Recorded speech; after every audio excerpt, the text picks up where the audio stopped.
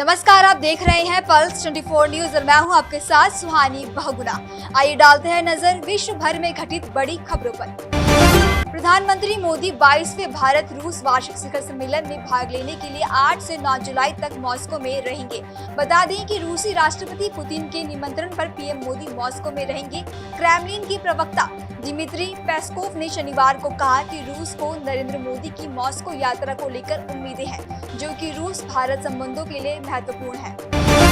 Hamas ने 6 हफ्ते के अस्थायी युद्ध विराम के अमेरिकी प्रस्ताव को मान लिया है। एक फलस्तीनी अधिकारी ने कहा कि अब गेंद इजराइल के पाले में है। उसे 9 महीने से चले आ रहे गाजा युद्ध को रोकने के बारे में अब फैसला लेना होगा। ब्रिटेन की नई सरकार में एंजेलिना रैनर को उप प्रधानमंत्री बनाया गया। ये ब्रिटेन के इतिहास में दूसरी बार है जब कोई महिला उप प्रधानमंत्री बनी है।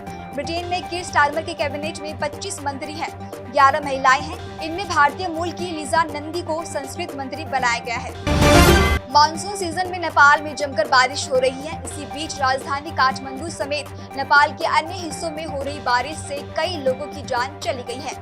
वहीं भारी बारिश के चलते एक जल विद्युत परियोजना में सुरंग निर्माण का काम कर रहे 2 मजदूरों की मौत हो गई, तो वहीं 10 अन्य मजदूर घायल हुए हैं। रूस में चल रही भीषण जंग के बीच यूक्रेन में शनिवार को एक तेल ट्रक और मिनी बस में टक्कर होने से बड़ा हादसा हो गया, जिसमें एक 6 साल के बच्चे समेत 14 लोगों की मौत हो गई। वहीं टेलीग्राम मैसेजिंग ऐप पर दी जानकारी में दिखाया गया कि रिवीन में मक्के के खेत में दोनों गाड़ियां पलटी हुई थी। पाकिस्तान पीपल्स पार्टी यानी पीपीपी के अध्यक्ष बिलावल भुट्टो जरदरी ने एक सम्मेलन के दौरान पाकिस्तानी आम चुनाव में होने वाली धांधली का जिक्र किया।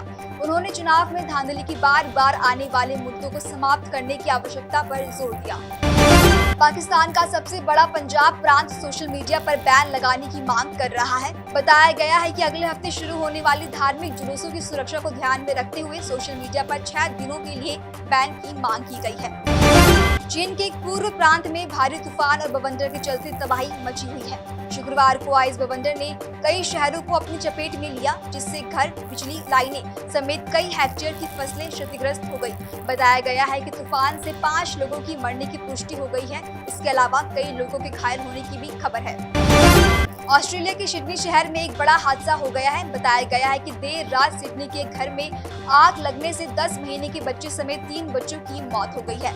इस मामले में ऑस्ट्रेलिया की पुलिस ने जानकारी देते हुए बताया कि 2 और 4 साल की उम्र के 2 लड़कों का घटनास्थल पर ही इलाज किया गया, लेकिन अस्पताल ले जाने के तुरंत बाद उनकी मौत हो गई।